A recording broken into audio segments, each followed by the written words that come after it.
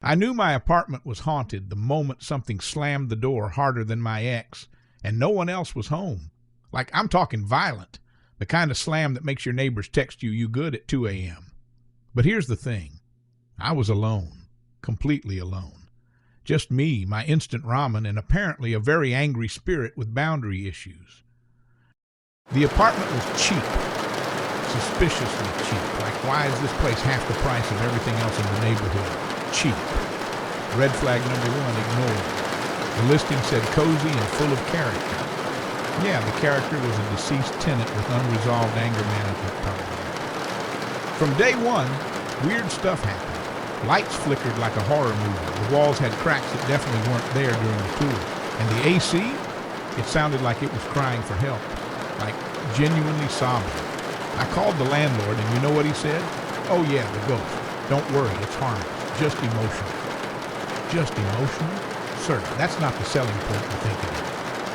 But rent was due, my savings were low, and I convinced myself I could handle a little paranormal activity.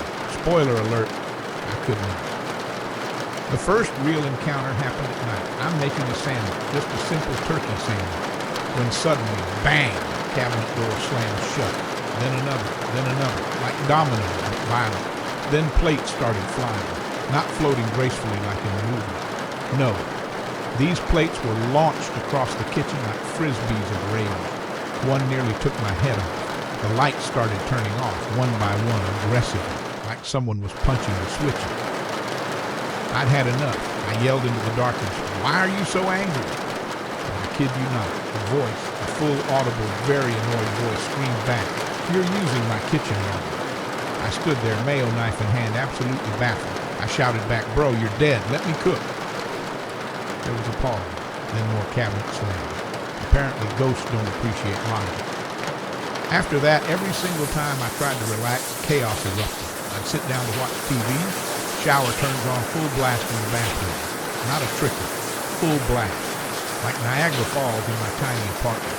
Water bill was insane by then. I try to read a book, TV volume suddenly maxes out. We're talking earthquake level bass. My neighbors filed a noise complaint. I tried to explain it was a ghost. They didn't believe me.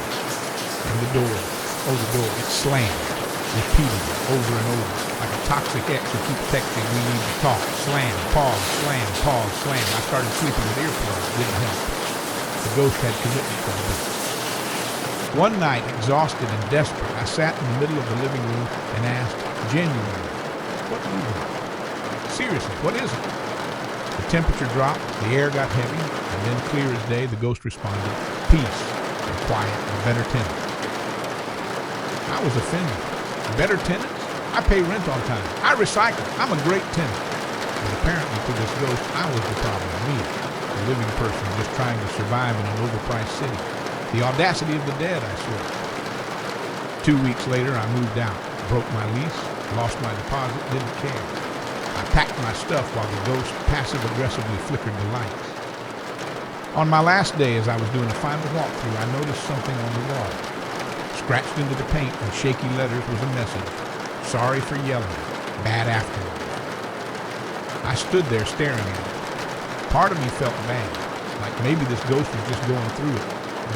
But then I remembered the flying plates and thought, now. I left without saying goodbye. As I drove away, I realized something important. Anger issues don't die. They don't get resolved in the afterlife. They just float, literally. Haunting cheap apartments and terrorizing broke millennials trying to make a sandwich. That's the most relatable thing about ghosts. They're just as messed up as the rest of us.